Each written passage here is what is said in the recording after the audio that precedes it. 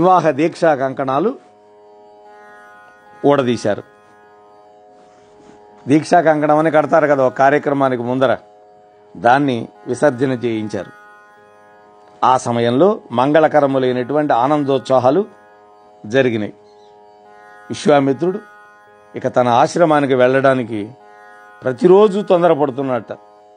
కానీ రాముడి యొక్క వినమ్ర ప్రార్థనలకు వశుడైపోయి ఆగిపోతున్నాడు. ఎట్టకేలకు ఒకరోజు విశ్వామిత్రుడి యొక్క అభ్యర్థనని ఆలకించి రాజుగారు భక్తి పరవశుడై తన యొక్క కొడుకులను ముందు నిలబెట్టి, ఓ మునిప్రవర విశ్వామిత్ర మహర్షి, ఈ సంపద అంతా కూడా మీదే. నేను, నా భార్య, పుత్రులు మీ సేవకులం. ఈ పిల్లలను అనుగ్రహించండి. మాకు అప్పుడప్పుడు మీ దర్శన భాగ్యాన్ని కలిగించండి అని దశరథ మహారాజు భార్యాపుత్రులతో కలిసి విశ్వామిత్ర మహర్షికి పాదాభివందనం చేశాడు. స్నేహవశం వల్ల ఆయన నోట మాట రాల. అప్పటి వాళ్ళ యొక్క పరస్పర ప్రేమాదురాలు ఉన్నాయే, వాటిని వర్ణించడానికి అలవి కాదు. విశ్వామిత్రుడు పెక్కు విధాలుగా వాళ్ళని ఆశీర్వదించి తన ఆశ్రమానికి వెళ్ళిపోయినాడు. అలా వెళ్ళిపోయిన విశ్వామిత్రుడు మళ్ళీ కనపడ్డాడు. ఏ పాత్రతో ఎంతవరకు అవసరం ఉంటుందో అంతవరకే వాల్మీకి మహర్షి మనకు చూపిస్తాడు. అది వాల్మీకి మహర్షి యొక్క కావ్య రచనా వైభవం. తర్వాత శ్రీరాముడు, ఆయన సోదరులు కొంత దూరం విశ్వామిత్రుడి వెంట వెళ్ళారు. ఆయన ఆజ్ఞతోటి వెనక్కి వెళ్ళారు. అది ధర్మం. మనం కూడా మన ఇంటికి బంధువులు వస్తే కొంత దూరం వెళ్ళి వాళ్ళని దిగబెట్టి వస్తాం. అంతేగాని వాళ్ళు వెళ్ళిపోయారని నిర్ణయం చేసుకొని రాము. అది కాదు, దానికోసం కాదు. వెళ్ళలేక పంపలేక పంపి అలా చేయటం. అలనాడు ఆంజనేయ స్వామి సముద్రాన్ని లంఘించే సమయంలో కూడా ఆయన యొక్క తొడల వేగానికి కొన్ని చెట్లు కూకటి వేళ్లతో పెకలింపబడి, మన ఇంటికి చుట్టాలు వస్తే ఎట్లా అయితే కొంత దూరం వెళ్ళి సాగనంపి ఆగిపోతామో అలా సముద్రంలో పడ్డాయి అని చెప్పి వర్ణిస్తాడు సుందరకాండలో. ఈ మధ్య మనం చెప్పుకున్నాం. సరే, ఆ విశ్వామిత్రుడు ప్రసన్న చిత్తుడై శ్రీరామచంద్రుణ్ణి తదేకంగా చూస్తున్నాడు. ఎందుకని? ఆయనది అలౌకికమైనటువంటి రూపం. అలాగే దశరథుడి యొక్క భక్తి విశ్వాసాలను, నలుగురు సోదరుల యొక్క వివాహ మహోత్సవాలను, ప్రజల యొక్క ఆనందోత్సాహాలని మనస్సులోనే కొనియాడుకుంటూ ఆయన కూడా వెళ్ళలేక వెళ్ళాడు. ఎందుకని? ఆ రాముణ్ణి చూస్తుంటే ఎవరికైనా అతనే చూడాలనిపిస్తుంది. ఆయన పేరే రాముడు. అంటే రమ ఇతీతి రామ అని అందరినీ ఆనందింపజేసేవాడు రాముడు. అందువల్ల సరే, తర్వాత వామదేవుడు, వశిష్ఠుడు మళ్ళా ఆ విశ్వామిత్రుడి యొక్క దివ్య కథలు వర్ణించి చెప్పారు. వాస్తవానికి వాల్మీకి రామాయణం ఒక చూస్తే శతానంద మహర్షి అహల్యాపుత్రుడు వాళ్ళ తల్లికి శాప విమోచనం జరగటానికి విశ్వామిత్రుడు కారణం. ఆయన రాముణ్ణి తీసుకురాబట్టే కదా.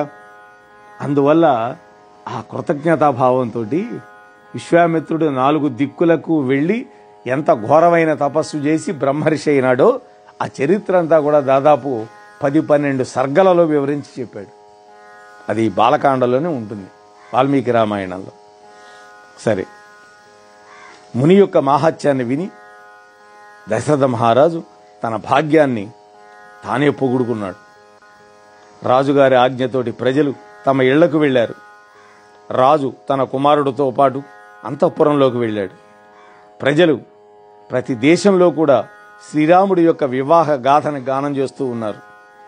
ఆయన యొక్క నిర్మలమైనటువంటి యశస్సు 3 లోకాల్లో వ్యాపించింది. శ్రీరాముడు సీతాదేవిని పెండియాడి అయోధ్యలో అడుగుపెట్టినప్పటి నుండి అక్కడ అన్ని విధాల ఆనందమే ఆనందం. సీతారాముల యొక్క పాణిగ్రహణ వైభవాన్ని వాగ్దేవి, ఆదిశేషుడు మరెవ్వరు కూడా సమగ్రంగా వర్ణించలేరు. ఆ కళ్యాణ పరంపరకి నెలవైనటువంటి శ్రీ సీతారాముల యొక్క కీర్తి కవుల యొక్క జీవితాలను కూడా ధన్యం గావించి వాళ్ళని మోక్షం ప్రదానం చేసేటటువంటి గాథది. అందువల్లనే నేను కూడా నా యొక్క వాణిని పవిత్రం చేసుకోవటం కోసం ఆ గాథని యథాశక్తి వర్ణించాను అంటున్నాడు గోస్వామి తులసీదాసు. కానీ ఆ కథ ఉందే ఒక అపార మహావారిధి. వారిధి అంటే సముద్రం, వారధి అంటే వంతెన, ఒక్క గుణింతమే తేడా. దానిని ఎంతటి మహాకవి కూడా దాటలేడు.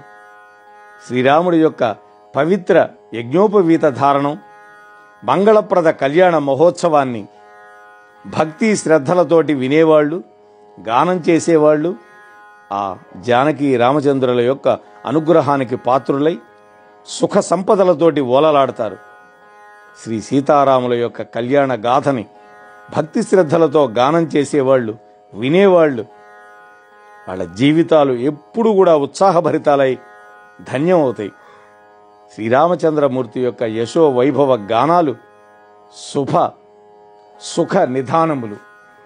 నిధానము అంటే డబ్బు మూట,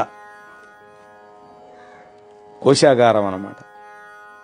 అలా కలియుగ పాపాలను పటాపంచలు చేసేటటువంటి శ్రీరామచరిత మానసంలో ప్రథమ సోపానమైనటువంటి బాలకాండని రాముడి యొక్క దివ్య అనుగ్రహంతో మనం పూర్తి చేసుకొని ఇక ద్వితీయ సోపానం మీదకు అడుగు పెడుతున్నాం. అది అయోధ్యాకాండ. మామూలుగా బాలకాండలో యుద్ధం జరిగింది. అయోధ్యాకాండలో యుద్ధం అనేది ఉండదు. విచిత్రం ఇది. అసలు అయోధ్య అంటేనే యోధ్యుం నశక్తుం అయోధ్య అన్నారు. అంటే జయించటానికి వీలుగా అన్నటువంటిది అయోధ్య అన్నారు. అంటే ఏ శత్రువు వచ్చినా కూడా, శత్రురాజు ఎంత సైన్యంతో వచ్చినా, ఎంత ఘోరమైన యుద్ధం చేసినా అయోధ్య జయింపబడదు. అది అయోధ్య అంటే. కానీ ఇటువంటి అయోధ్యకాండలో యుద్ధం లేదు, కానీ మానసిక యుద్ధం ఉంది, మానసిక సంఘర్షణ ఉంది. దశరథుడు పడ్డాడు మానసిక సంఘర్షణ. ఆయన భార్య రాముడు తల్లి సంఘర్షణ పడింది. తనతో వద్దు అన్నప్పుడు లక్ష్మణుడు సంఘర్షణ పడ్డాడు. సీత నువ్వు ఇక్కడే ఉండు లేదా పుట్టింటికి వెళ్ళిపో అన్నప్పుడు కూడా సీతమ్మ సంఘర్షణ పడింది.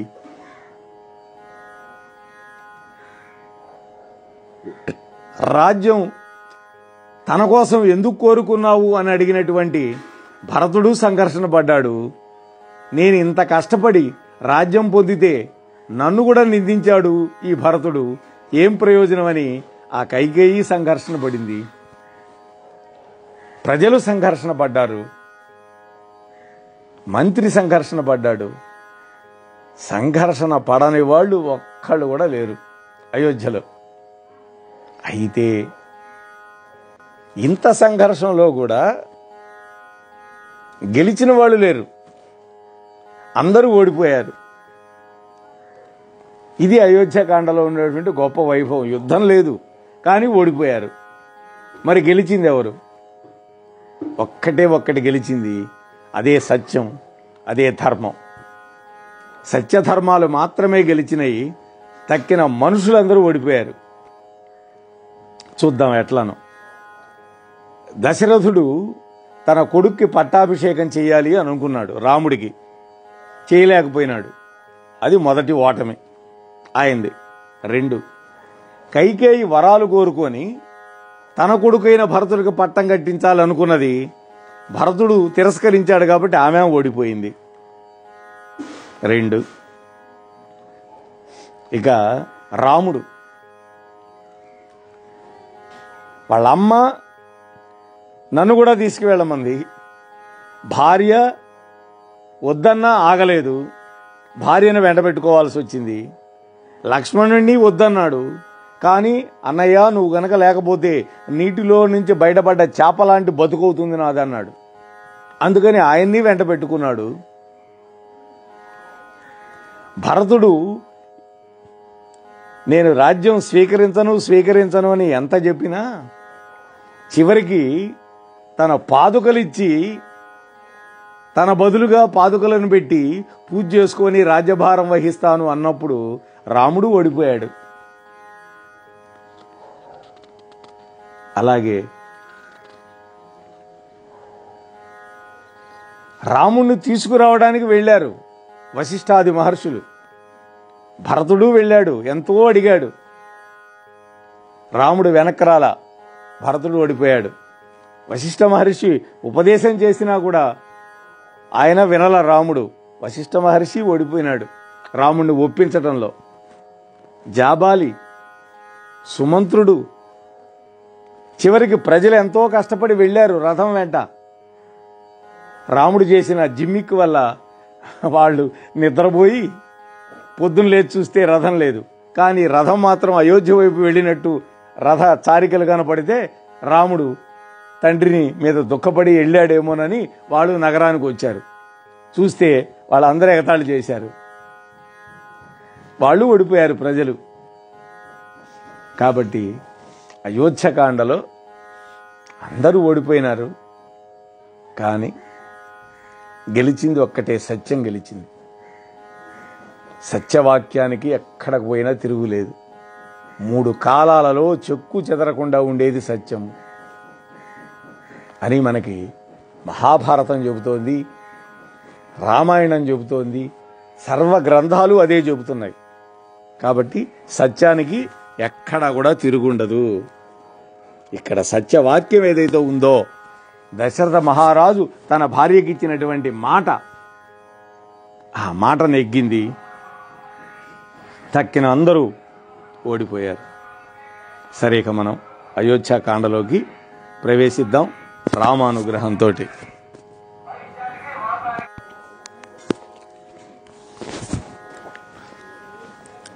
శ్రీరామచంద్ర ప్రభువు వివాహితుడై ఇంటికి చేరినప్పటి నుంచి అయోధ్యలో మంగళకరములైనటువంటి ఆనందోత్సవాలు నిత్య నూతనంగా జరుగుతూనే ఉన్నాయి. 14 భువనములు అనేటువంటి పర్వతాల మీద పుణ్యాలు అనేటువంటి మేఘాలు సుఖ సంపద అనేటువంటి జలాన్ని వర్షిస్తూ ఉన్నాయి. ఉపమానాలు చూడండి. ఆ ఉపమానాన్ని విడిచిపెట్టలేక నేను కొన్ని ఉపమానాలు తప్పనిసరిగా చెప్తున్నాను. నదీ నదములు వేగంగా సముద్రాన్ని చేరుతూ ఉన్నట్లుగా బుద్ధి, సిద్ధులు, సంపదలు అయోధ్యను చేరుకున్నాయి. కులీనులైనటువంటి పురజనులు పవిత్రాలైనటువంటి అనర్ఘ రత్నాలలాగా ప్రకాశిస్తూ ఉన్నారు. ఆ నగరము యొక్క వైభవం ఉందే, అది వర్ణనాతీతం. బ్రహ్మదేవుడి యొక్క సృష్టి వైశిష్యానికి అది ఒక పరాకాష్ఠ. అయోధ్యవాసులు శ్రీరామచంద్రుడి యొక్క ముఖ సౌందర్య శోభలకు ముగ్ధులైపోతూ ఉన్నారు. రాణులు, వాళ్ళ యొక్క సఖులు తమ యొక్క మనోరథ లతలు పుష్ప ఫలాలతోటి వృద్ధి చెందడం చూసి ఆనందపడిపోతూ ఉన్నారు. దశరథ మహారాజు శ్రీరామచంద్రుడి యొక్క గుణ సౌశీల్య స్వభావాలని తాను చూచి ఇతరుల నుండి విని సంతోషపడిపోతూ ఉన్నాడు. ఎవరికైనా పుత్రోత్సాహము తండ్రికి ఎప్పుడు కలుగుతుంది? ఆ పుత్రుని చూచి 10 మంది పొగిడినప్పుడు. అలా రాముడి యొక్క గుణగణాలని ఏం కొడుకును కన్నావయ్యా అంటుంటారు కదా, అది ఆయనకు ఆనందం కలుగుతోంది. మహారాజు తన జీవితకాలంలో తాను బతికుండగానే శ్రీరాముడిని యువరాజుగా చెయ్యాలి అనేటువంటి ఒక అభిలాష ప్రజలందరి హృదయాల్లో ఉంది. కాబట్టి తమందరి యొక్క ఏకైక మనోరథాన్ని తీర్చమని ఆ ప్రజలందరూ కూడా పరమేశ్వరుని ప్రార్థిస్తూ ఉన్నారు.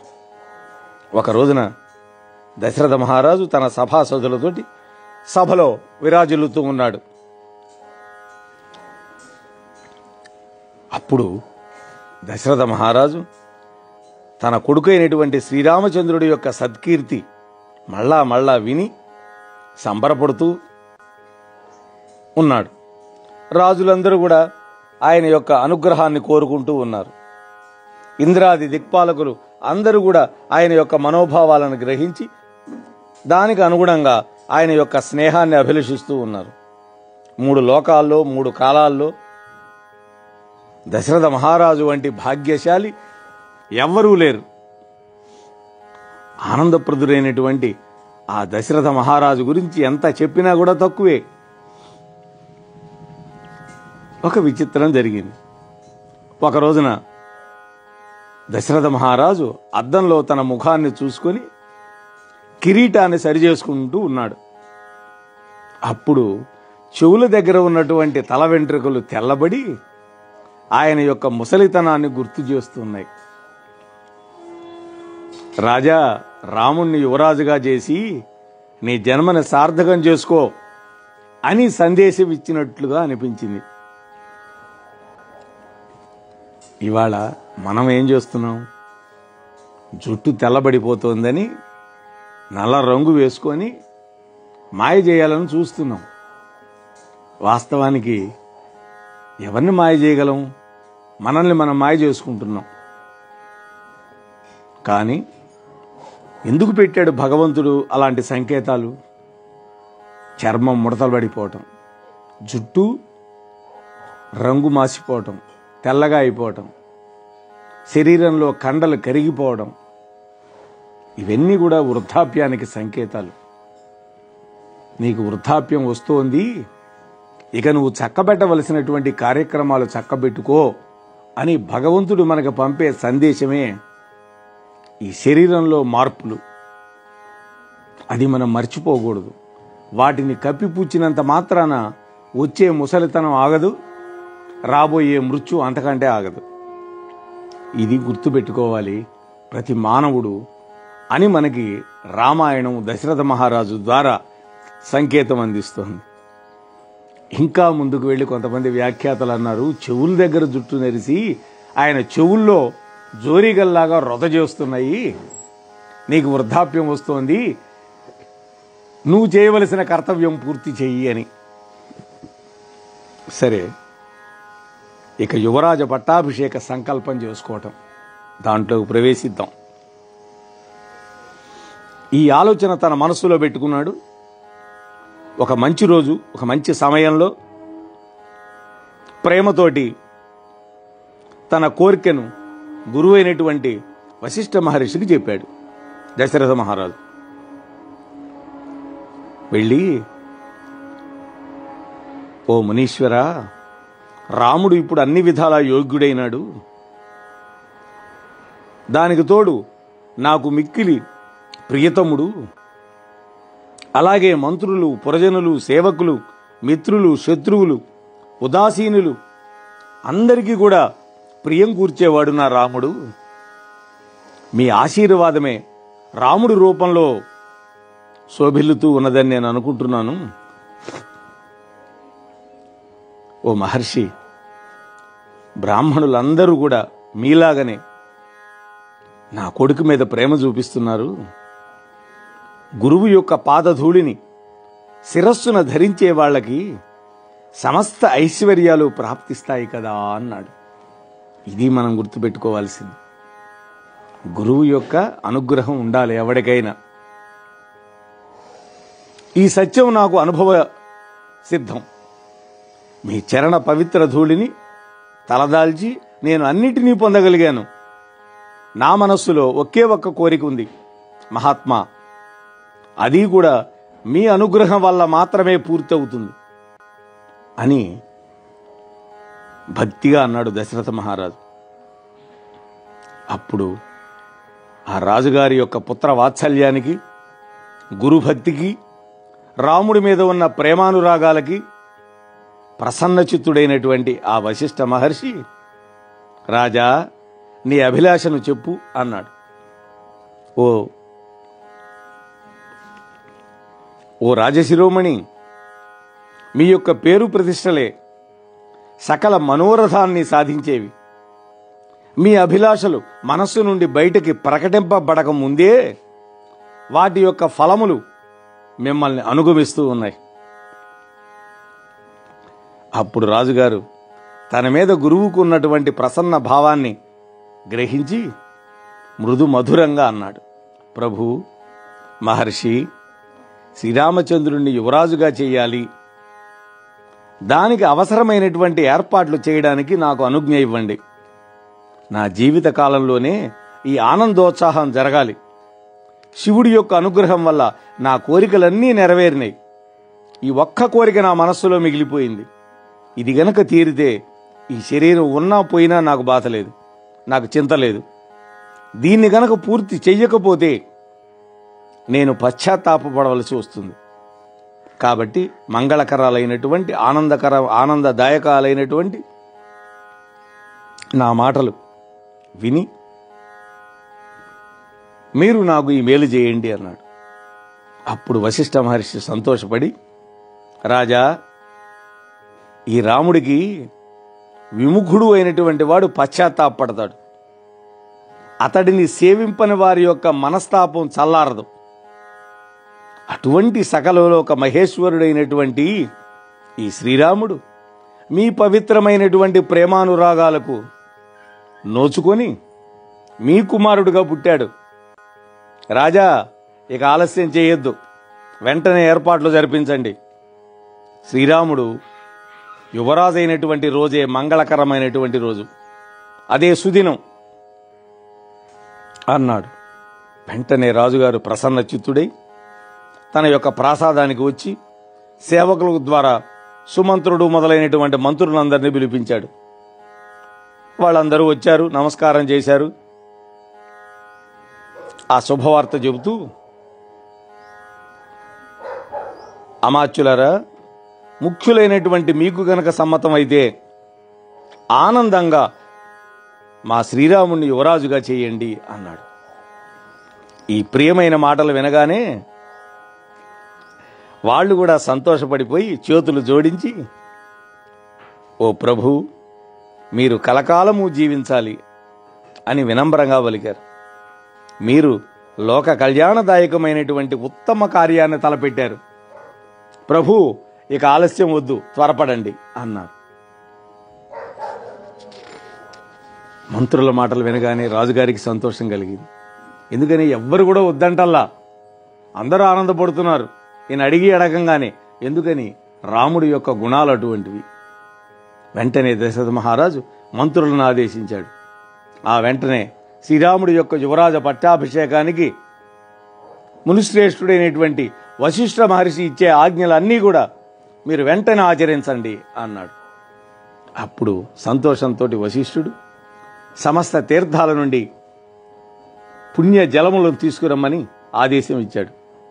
తరువాత ఆ మహర్షి పేరు పేరున అందరికీ కూడా ఓషధులను, వేర్లను, పువ్వులను, పండ్లను, రంగులని, తాంబూలాలని తీసుకొని రమ్మని ఆజ్ఞాపించాడు.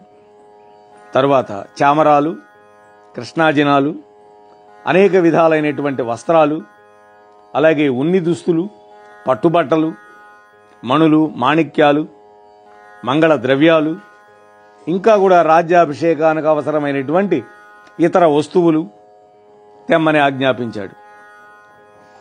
వేదోక్త విధులు అన్నిటినీ చెప్పాడు ఏమేం చేయాలో.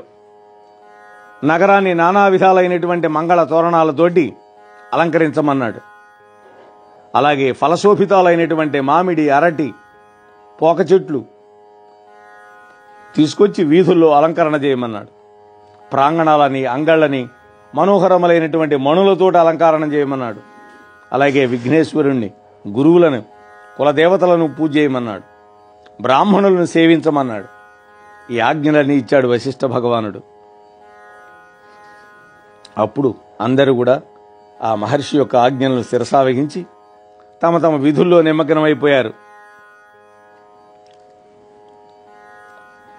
ఎప్పుడైతే ఆజ్ఞలు ఇలా వచ్చినాయో సంతోషంగా అందరూ కూడా తమ తమ కార్యాలను శీఘ్రంగా నెరవేరుస్తూ ఉన్నారు. రాజుగారు దేవతలను, సాధువులను, బ్రాహ్మణులను పూజిస్తూ ఉన్నాడు. శ్రీరాముడి యొక్క క్షేమానికై కావలసినటువంటి శుభకార్యాలు అన్నీ కూడా పూర్తి చేస్తూ ఉన్నాడు దశరథుడు. శ్రీరామచంద్ర ప్రభువు యొక్క పట్టాభిషేక వార్త వినంగానే అయోధ్యలో జయజయధ్వానాలు మిన్నుముడుతున్నాయి. సీతారాముల యొక్క శరీరాల మీద శుభశకునాలు పొడసూపినాయి. మంగళకరములైనటువంటి వాళ్ళ యొక్క అంగములు అన్నీ కూడా అదిరినాయి. వాళ్ళ తమలో వాళ్ళిద్దరూ ఆ దంపతులు ఈ శుభశకునాలన్నీ కూడా భరతుడి యొక్క ఆగమనాన్ని సూచిస్తున్నాయి. అతడు తన మేనమామ ఇంటికి వెళ్ళి చాలా రోజులైంది కదా, అతన్ని చూడటానికి నా మనస్సు ఉవ్విళ్ళురుతోంది. ఇలాంటి శుభశకునాలు నాకు అత్యంత ప్రేమాస్పదుడైనటువంటి భరతుడి యొక్క రాకను తెలియజేస్తూ ఉన్నాయి. ఈ జగత్తులో మనకు భరతుడి కంటే ప్రియమైన వాడు ఎవరున్నారు? కాబట్టి ఈ శకునాలకు అర్థం ఇది అని భావించాడు. అంతే తప్ప తనకి రాజ్యాభిషేకం అనేటువంటి మాట ఆయనలో లేదు. తమ్ముడి మీద ఉన్న ప్రేమ.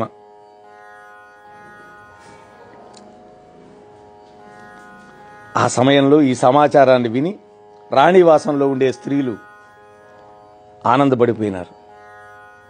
మొట్టమొదట రాణివాసానికి వచ్చి ఈ వార్తను అందజేసిన వాళ్ళకి ఆ వినినటువంటి రాణులు వస్త్రాభరణాలను కానుకలుగా ఇచ్చారు. లక్ష్మణుడి తల్లి అయిన సుమిత్రాదేవి మణులతోటి మెలమెలా మెరుస్తూ ఉన్నటువంటి అనేకమైనటువంటి రంగవల్లులతోటి తమ యొక్క ఇంటి ప్రాంగణాలని అతి రమణీయంగా అలంకరించింది. శ్రీరాముడి తల్లి అయిన కౌసల్యాదేవి బ్రాహ్మణులకు అనేక దానాలు ఇచ్చింది. ఆమె గ్రామ దేవతలని, ఇతర దేవతలను, నాగులను భక్తితో పూజ చేసి శ్రీరామచంద్రుడికి శుభాలు కలగాలని వరాలిమ్మని ప్రార్థన చేస్తూ ఉంది. గతంలో ఆమెకున్నటువంటి మొక్కుబడులన్నీ కూడా చెల్లించింది. అలాగే పురంలో ఉండేటువంటి ప్రజలంతా కూడా శ్రీరాముడి యొక్క యువరాజ పట్టాభిషేక వార్తలు విని విధాత ఆ బ్రహ్మదేవుడు మన పక్షంలో ఉన్నాడని వాళ్ళు ఆనందంతో శుభకార్యాలు చేయటం మొదలుపెట్టారు. అప్పుడు దశరథ మహారాజు కులగురువు అయినటువంటి వశిష్ఠుల వారిని పిలిపించి తగినటువంటి ఉపదేశాన్ని ఇవ్వడానికి ఆయన్ను శ్రీరాముడి యొక్క భవనానికి పంపాడు. గురువుగారిని పంపించాడు. వెంటనే గురువుగారి రాకను తెలుసుకొని రాముడు ఎదురేగి ఆయన పాదాలకు నమస్కరించి సాదరంగా అర్ఘ్యపాద్యాదులు ఇచ్చి లోపలికి తీసుకొచ్చి పూజ చేసి గౌరవించాడు. సీతాదేవి వచ్చి ఆయనతో పాటు పాద నమస్కారం చేసింది. వాళ్ళిద్దరూ అంజలి ఘటించి నిలబడ్డారు. అప్పుడు రాముడు, స్వామి, సేవకుడి ఇంటికి ప్రభువు విచ్చేయటం వల్ల సకల శుభాలు చేకూరుతాయి అన్నాడు. వాస్తవానికి ఆయనే ప్రభువు. అటువంటి వాడు గురువుకి ఇచ్చే గౌరవం చూడండి. గురువుల యొక్క రాక అశుభాలని పారదొరులుతుంది. అయినా కూడా ప్రభు లోకాచారాన్ని అనుసరించి సేవకుడు మీ వద్దకు రమ్మని ఆదేశించవలసి ఉంది. ప్రభు, మీ గురుతర కార్యక్రమాలన్నీ పక్కన పెట్టి మీరే స్వయంగా ఇక్కడికి విచ్చేసి మీ యొక్క వాత్సల్యాన్ని నా మీద ప్రసరింపజేయటం నేను ధన్యుణ్ణైనాను. నా గృహం కూడా పునీతమైంది, పావనమైంది.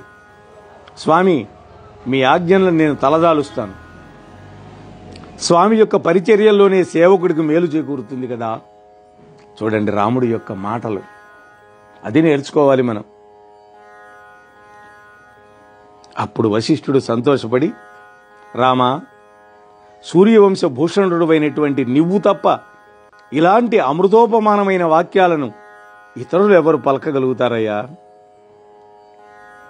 అని మహర్షి సంతోషపడి, రామా, యువరాజ పట్టాభిషేకానికి ఏర్పాట్లు చేస్తూ ఉన్నాడు. మహారాజు నిన్ను యువరాజుగా చూసుకోవాలనుకుంటున్నాడు మీ నాన్నగారు. కాబట్టి రామా, ఇవాళ నీవు ఉపవాసం ఉండు, హోమకార్యాలు పాటించు. దానివల్ల విధాత ఈ కార్యక్రమాన్ని సఫలం చేస్తాడు. ఇలా ఉపదేశించి గురువు వశిష్ఠుడు మహారాజు దగ్గరికి వెళ్ళిపోయాడు.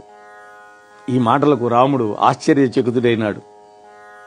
నేను నా సోదరులు కూడా ఒకే సమయంలో జన్మించాం. ఒకరోజు తేడాతో బాల్యంలో కలిసి తిన్నాం, కలిసి నిద్రపోయినాం, కలిసి ఆడుకున్నాం. కర్ణవేధ, ఉపనయనం, వివాహం అన్ని సంస్కారాలు అందరికీ ఒకే సమయంలో జరిగాయి. కానీ సోదరులందరినీ విడిచిపెట్టి పెద్దవాడికి ఒక్కడికే యువరాజు పట్టాభిషేకం చేయడం అనేది నిర్మలమైనటువంటి ఈ సూర్యవంశంలో అనుచిత కార్యం అనేటువంటి చికిత్సకు లోనైంది. బా విచికిత్స. అందరూ ఒకేసారి పుట్టారు, కుడి ఎడంగా ఒకేసారి పెళ్ళిళ్ళైనవి, అన్ని కార్యక్రమాలు ఒకేసారి అయినాయి. కానీ పెద్దవాడికి చెయ్యాలి అనేటువంటి ఈ ఇక్ష్వాకు వంశంలో ఉండే మర్యాద, దానివల్ల కొంత విచికిత్స ఏర్పడింది అనుకుంటున్నాడు తులసీదాస్. అంటున్నాడు, శ్రీరామచంద్రుడి యొక్క నిర్మల ప్రేమపూర్ణములైనటువంటి మనోభావాలు భక్తుల యొక్క మనస్సులో ఉన్నటువంటి కుటిలత్వాన్ని కూడా దూరం చేయుగాక. ఏమి వైభవం అండి. అదే సమయంలో లక్ష్మణుడు అక్కడికి వచ్చాడు. శ్రీరాముడు అతన్ని ప్రియవచనాలతో ఆదరించాడు. అప్పుడు వివిధమైన వాద్యగోష్ఠులు జరుగుతున్నాయి. అయోధ్యానగర ప్రజలు హర్షాతిరేకాలు ఉన్నాయే, అవి వర్ణనాతీతం. అందరూ కూడా భరతుడి యొక్క ఆగమనాన్ని కాంక్షిస్తూ ఉన్నారు. భరతుడు శీఘ్రంగా వచ్చి ఈ ఉత్సవాన్ని కనువిందుగా చూసి సంతోషించాలి అని ప్రజలందరూ అనుకుంటున్నారు. అక్కడ ఉండేటువంటి ప్రజలు ఇలా అనుకుంటున్నారు, దేవుడు మా కోరికను నెరవేర్చునట్టి ఆ సుముహూర్తం రేపు ఎప్పుడు వస్తుంది, తెల్లారాలి కదా అని ఆలోచిస్తున్నారు. మనం కూడా ఏదైనా ఒక మంచి కార్యక్రమం పెట్టుకుంటే ఆ రాత్రి నిద్ర ఉండదు, ఎప్పుడెప్పుడు తెల్లవారుతుందా అనుకుంటాం. అప్పుడు ఆ స్వర్ణ సింహాసనం మీద సీతా సమేతుడై శ్రీరామచంద్రుడు విరాజిల్లుతాడు. మా అందరి మనోరథాలు చెల్లుతాయి. ఇక్కడ అందరూ కూడా వేడుకలు ఎప్పుడు జరుగుతాయి అని పలుకుతూ ఉన్నారు. అక్కడ స్వర్గంలో వాళ్ళ పరిస్థితి ఎట్లా ఉంది?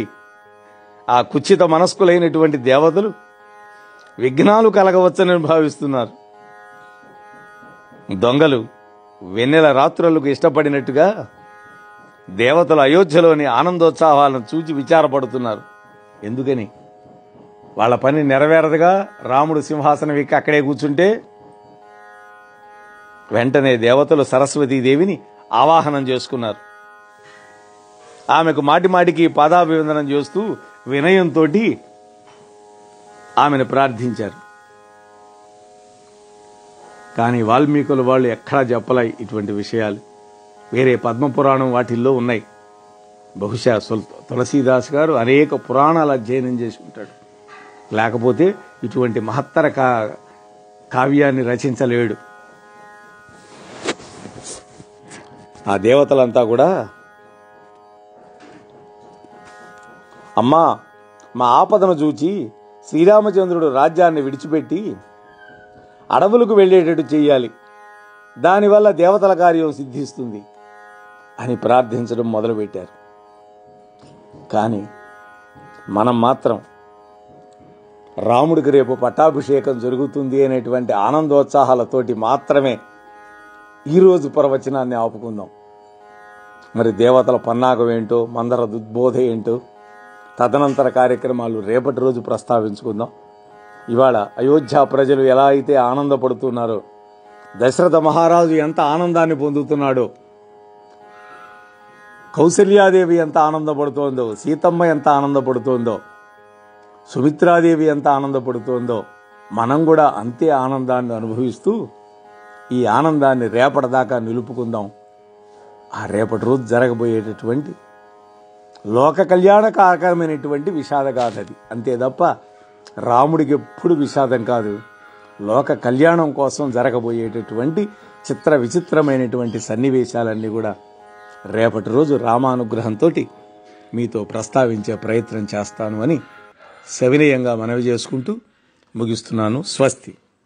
మోహనవాణి తెలుగు పోడ్కాస్ట్ ఛానల్ని లైక్, షేర్, సబ్స్క్రైబ్ చేయండి. ప్రక్కనున్న గంటను మ్రోగించండి.